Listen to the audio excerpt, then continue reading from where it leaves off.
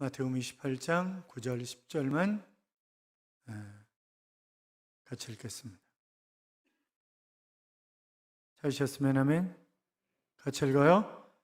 예수께서 그들을 만나 이르시되 평안하냐 하시거늘 여자들이 나아가 그 발을 붙잡고 경배하니 이에 예수께서 이르시되 무서워하지 말라 가서 내 형제들에게 갈릴리로 가라 하라 거기서 나를 보리라 하시니라. 아멘. 오늘은 설교를 먼저 하겠습니다. 왜냐하면 오늘 칸타타를 준비를 했어요. 그러니까 얼마나 20분 하려면 얼마나 많은 시간을 땀 흘려서 준비를 했겠어요. 그렇잖아요. 그런데 교인들은 10분이 지나면 그 다음부터 이제 이러기 시작합니다. 15분 지나면 이럽니다. 20분쯤 되면 이럽니다. 그래서 근데 그러면 안 돼요. 저 양반들 얼굴을 보세요. 초췌하잖아. 얼마나 연습하느라고. 그러니까 여러분이 잘 들어주셔야 돼요. 인사했어요, 근데? 인사하겠습니다. 주의 이름으로 잘 될 것입니다. 더 잘 될 것입니다. 끝없이 잘 될 것입니다. 예배의 자리에 함께 하신 여러분, 하나님께서 이 한 주간도 여러분과 동행하심으로 잘 되는 행복한 한 주간의 삶이 될 줄로 믿습니다.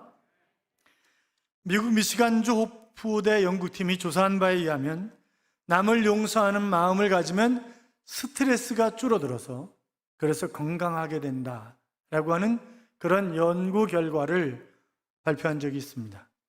또한 듀크대의 레이포드 윌리엄스 박사도 스트레스성 호르몬 코티졸은 동맥에 수많은 상처를 낸다 하는 그런 발표를 하면서 반복되는 분노는 심장 질환을 유발하고 면역성을 떨어뜨려서 암에 걸릴 확률을 높여준다.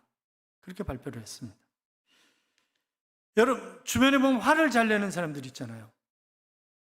일단 소리부터 지르고 얼굴부터 붉히는 사람들이 있죠? 저 뒤에 제 아내가 당신이잖아. 그렇게 얘기하잖아. 당신이잖아. 그런데 그런 분들이 있으면 여러분 불쌍히 여기세요. 왜냐하면 일찍 가려고 그러는 거니까 그냥 불쌍히 여기세요. 우리는 섬기는 사람들입니다. 목사는 말씀과 기도로 섬기고 장로님들을 위시해서 교회 중직자들은 몸과 물질과 마음과 모든 것을 합쳐서 섬기는 것입니다. 그래서 다른 나라는 장로 제도가 다 없어졌어요. 거의 미국도 유명무실하게 그냥 있습니다. 왜냐하면 섬기는 게 너무 힘들어. 그래서 다 그만뒀어요. 없어졌어요, 거의. 근데 우리나라는 있어. 왜냐하면 유교정신이 바탕에 깔려있기 때문에 어른 대접을 받는다고 생각하기 때문에 요새는 뭐 그런 게 없지만 그래서 장로 제도가 우리나라는 아직까지 살아있습니다. 그런데 저희 교단은 목사 중심의 교단이에요. 통합 측은 이제 좀 다르죠. 합동 측은 또 비슷해요. 그런데 저희 교단은 목회 중심의 그런 교단이에요. 그러니까 이제 조창현 목사님 어디 있어? 조창현 목사님. 앞에 있구나. 저 양반이 있던 작년까지 근무했던 교회는 당회 때 장로님이 발언 한 번 했다고 6개월 정지 먹었어요. 그죠? 6개월 정지 먹었어요. 그러니까 발언을 못해. 그거 저한테 막 뭐라 그랬어요. 유 목사! 통합해가지고 말이야. 장로가 말을 하잖아. 벙어리 뽑으셨어요? 벙어리 뽑으셨어요? 그런데 제가 착하잖아요. 다 의논해, 저는. 다 의논해. 그래서 우리 교단 장로님들은 저만 쳐다봐. 네, 저만 쳐다봐. 지금 뒤에 이제 교단 신문 갖다 놨어요. 교단이 언론 프레이를 하고 있어요. 교단 주필이라든가 기자라든가 이런 사람들은요, 글을 총회장 중심으로 쓰는 거예요. 왜? 봉급이 거기서 나오잖아. 그러니까 그거 중심으로. 그래서 정년 연장 75세를 통과시키려고 얼마나 애를 쓰고 있는지 몰라요. 지난 토요일 날 저희 노회 증경 노회장들 모임이 본교에서 하기로 했었어요. 그런데 저희 장례가 났잖아요. 그래서 다른 데서 했어요. 그리고 제가 없는 틈을 타가지고 이 인간들이 모여가지고 만장일치로 통과시키기로 한 거예요.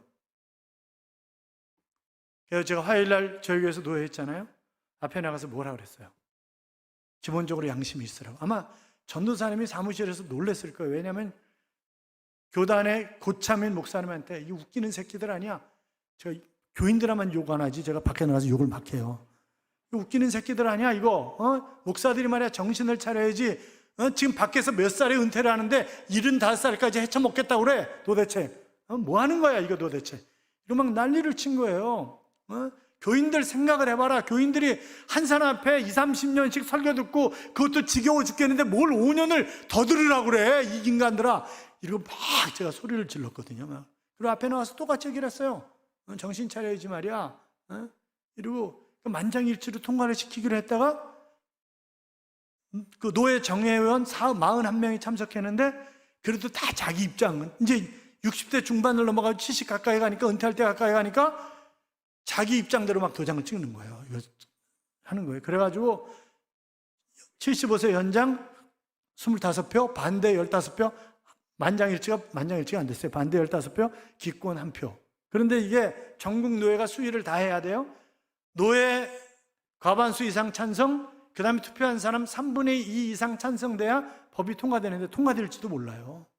왜냐하면 제가 나가서 그래도 제가 그냥 밖에 나가면 좀 이렇게 좀 힘이 있는 사람이에요. 그냥. 그래서 제가 발언을 안 하기로 했어요. 왜냐하면 하도 지금 총회장이 양희로 총회장한테 1년 더 해줘야 된다고 쌩 난리를 쳐가지고 제가 그냥 그만두게 하라고. 그리고 당신 총회장 하라고.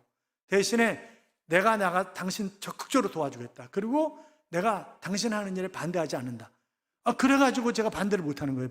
바깥에 나가서 반대를 못하는 거예요. 그런데 지난번에 제주도에서 전국 실행위원회 다 모였을 때 또 나가가지고 교인들이 불쌍하다, 불쌍해, 빨리들 은퇴하라 막 이러고 난리를 쳐가지고 또 왜 그러시냐고 막 난리가 나고 그랬어요. 근데 제가 하는 게 맞다고 생각해요. 녹음을 잘 해놔요. 제가 또 2, 3년 있다가 나 더 한다고 이러면 또 녹음기 틀어라. 목사님 왜 이러시냐고 이러고 녹음기 틀으라니까요. 그렇잖아요. 저도 버벅거리잖아요. 자꾸 설교하다 버벅거리고 이런다고. 이게 시간이 지나가면. 그리고요, 제가 가끔가다 심장이 아파요. 설교할 때만 그래, 또 그게. 그러니까 빨리 그만두라는 하나님의 사인 같아, 이게. 그러니까 우리는 섬기는 사람이에요. 그러니까 섬기는 사람이고, 그냥 빨리 교인 어떻게 해야 교인들을 기쁘게 할 것인가, 이런 걸 생각을 해야지. 그래서 깨끗하게 넘겨주고 갈 것이고, 제가 은퇴하는 날 장로님들도 동시에 싹 은퇴합니다. 그것이 우리께 약속한 거예요, 우리가 다. 맞아요, 틀려요, 장로님들? 김학순 장로님 맞아요, 틀려요? 맞아요. 그렇게 하기로 한 거예요, 다. 이철수 장로님 맞아요, 틀려요? 그렇게 하기로 한 거예요. 제일 억울한 사람은 제일 나이 어린 이은만 장로님이야. 다 같이 은퇴해야 되는 거니까 이게 다 같이 은퇴하는 거예요. 그리고 그 다음에 안수 입사님들 가운데 이제 장로님이 되고, 그래가지고 옛날에는 안수 입사님 안 해도 장로 됐어요. 그런데 그게 바뀌었어요. 안수 집사님 안에서만 권사님도 장로가 될 수 있어요. 그런데 그 전에 제가 당회하면서 얘기를 하니까 우리 장로님들, 목사님 은퇴하실 때까지 그냥 남자만 하면 안 돼요 이러시더라고. 그래서 여자분들을 장로님을 안 뽑았어요. 뽑아야 되는데. 뽑을까요 우리? 대답이 없네. 하여튼 우리 깨끗하게 넘겨주고 깨끗하게 다음 그룹이 교회를 잘 인도해 가도록 그렇게 할 것입니다. 그래야지. 그렇잖아요. 뭐 얘기가 빗나갔는데 지금 부활주의인데 뭔 얘기하고 있는 건지 모르겠네. 하나님께서는 예수 그리스도의 부활로 인생의 죽음이 끝이 아니라고 하는 사실을 말씀을 하셨습니다. 누구든지 부활하신 예수님을 믿으면 멸망하지 않고 영생을 얻게 되는 것입니다. 자, 교회마다 부활절날 뭐 줘요? 결혼 줘요, 결혼. 그런데 어떤 교회에서 교회학교 학생이 그러더래요. 왜 결혼 주냐고. 그러니까 결혼 생명이 있어서 이게 닭이 품으면 다시 병아리가 태어나고 이러면서 그러니까 근데 왜 삶아가지고 다 죽여가지고 주세요? 이렇게 얘기를 해요. 그래서 오늘 생계란 드리기로 했어요. 오늘 생계란 드리는 거예요. 오늘 생계란 드리는 건데, 이제 장로님들이 저한테 참 잘해주세요. 왜냐하면 우린 생명을 같이 하는 사람들이니까, 같이 은퇴하고 다 같이 그러는 사람들이기 때문에, 그러니까 생일 때도 그렇고 분에 넘치도록 잘해주세요. 그래서 너무 감사하죠. 그래서 내가 밥을 사려고 돈을 준비를 했어요. 교구장님들도, 교구장님들은 진짜 생명 걸고 충성을 합니다. 그래서 밥을 사려고 제가 돈을 많았었거든요. 그런데 지난주에 장례가 나가지고 이제 맞상주인 배인식 장로님을 위시해서 가족들이 오늘 뭐 어느 교회에서 장로 임직을 받았든 오늘 장로님들 부부한테 밥을 사요. 다 점심 때 밥을 사기 때문에 그래서 그 돈을 딴 데로 쓰기로 했어요. 제가 그래가지고 결혼을 몇백만 원어치 왕창 사온 거예요. 지금 그래가지고 결혼을 오늘 그래서 교회 돈으로 안 하고 그래서 그냥 제가 사서 나눠드리는 거예요. 그냥 그러니까 장로님들 저한테 밥 사달라 그러지 마요. 교구장님들 뭔 소리예요? 우리 밥 사주세요. 돈 다 썼어요. 그러니까 없어요. 이렇게. 자, 인류 역사에 있어서 가장 비극적인 날이 언제예요? 에덴 동산에서 쫓겨나는 날입니다. 그러면 가장 축제의 날은 뭐예요? 원수 마귀를 물리치고 부활하신 부활절, 그것이 가장 축제의 날이에요. 그런데 우리가 예수님이 탄생하신 날을 공휴일로 하고 그날도 정말 기쁜 날이죠. 그런데 더 기쁘고 즐거운 날은 부활절이 아니냐, 그렇게 생각할 수 있습니다. 사랑하는 여러분, 예수 그리스도의 부활은 이 세상 역사에서 일어난 사건이지만 단회적인 사건입니다. 다만 그분이 잠자는 자들의 첫 열매가 되셔서 우리가 부활할 수 있다는 그런 소망을 주셨습니다. 이 부활을 증거하는 사도 바울이 고린도전서 15장에서 끊임없이 하는 얘기가 뭐예요? 성경대로.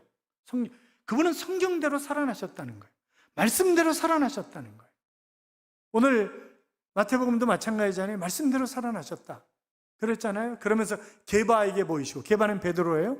12 형제와 그 다음에 동시에 500여 형제에게, 남자들이 500명이니까 여자들은 뭐 수천 명이 되는 거죠. 그들에게 다 부활하신 주님이 보여주셨는데, 만나주셨는데 고린도전서 15장을 기록할 당시에 아직도 반 이상이나 살아있다는 거예요. 아직도. 그러니까 부활은 가장 확실한 증거라는 거예요. 그러니까 부활은 변명할 여지가 없는 역사적인 사실이에요. 제가 대학원에서 서양사를 전공할 때 부활절 가까이 되는데 서양사 전공하는 친구들이 교수님에게 질문을 하는 거예요. 교수님, 부활을 어떻게 믿어요? 그렇게 얘기하는 거예요. 그러니까 홍한유 교수님이 영국사를 전공하신 분인데 이분이 뭐라 그러냐면, 역사학자들이 부활이 혹시 가짜 아닐까 끊임없이 조사할수록 너무 분명해서 더 이상 그 얘기는 안 한다는 거예요. 그러니까 부활은 확실한 역사적 사건인 줄로 믿습니다. 그러니까 그거는 부인할 수 없는 거예요. 그러니까 예수님의 부활 직후부터 오늘에 이르기까지 이런 부활 사건 때문에, 그 부활이 사실이 아니라면 거기 생명을 누가 걸겠어요? 그런데 오늘 생명 거는 사람들이 얼마나 많냐고. 선교사님들 보세요. 예수 그리스도의 십자가와 부활을 증거하기 위해서 생명을 내걸고 가서 전도하는 거잖아요. 여러분, 중동 같은 데서 걸리면요, 그 전에 금요일에 때 영상 틀었잖아요. 잡히잖아요. 옛날에 재래시장 가면 닭 모가지 비틀어가지고 칼로 목 쳤죠?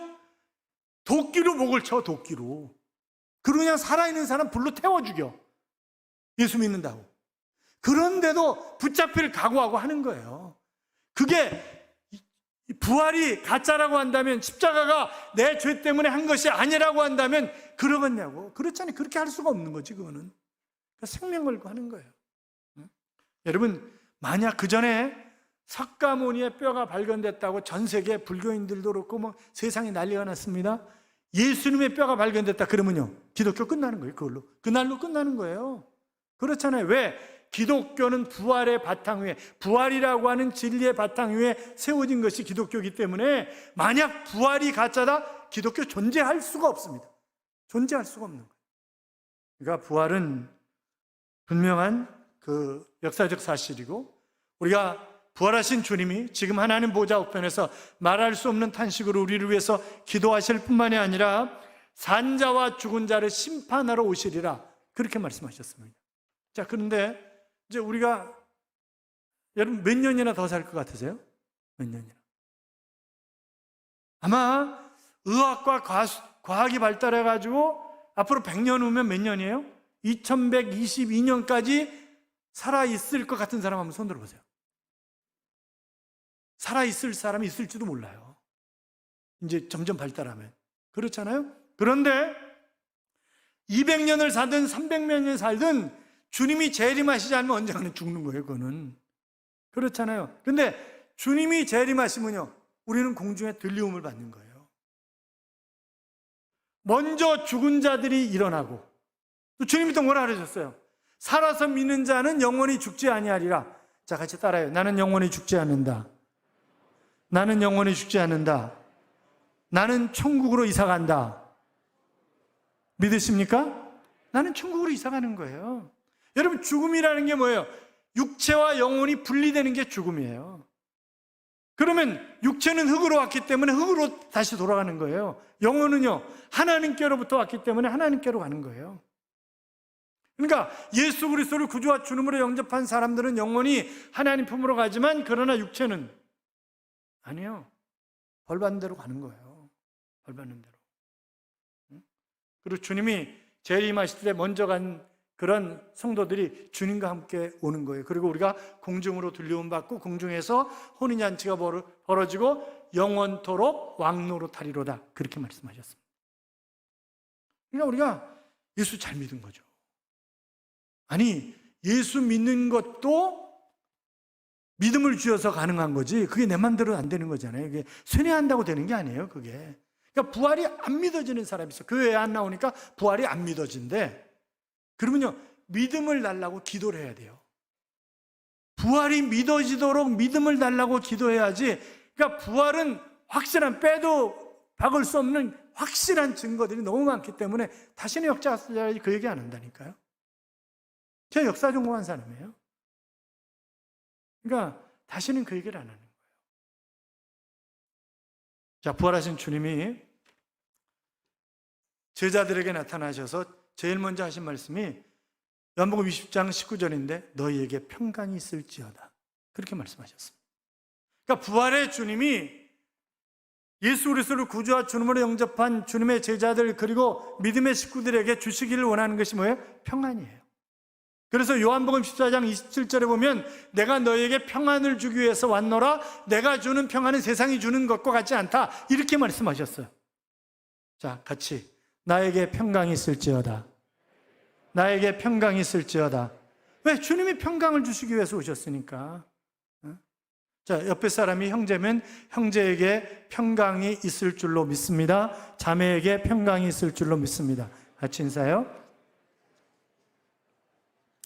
자, 지금 예수님의 무덤에 예수님이 살아나실 것이라고 수없이 말씀하셨는데 아무도 안 믿어, 제자들이.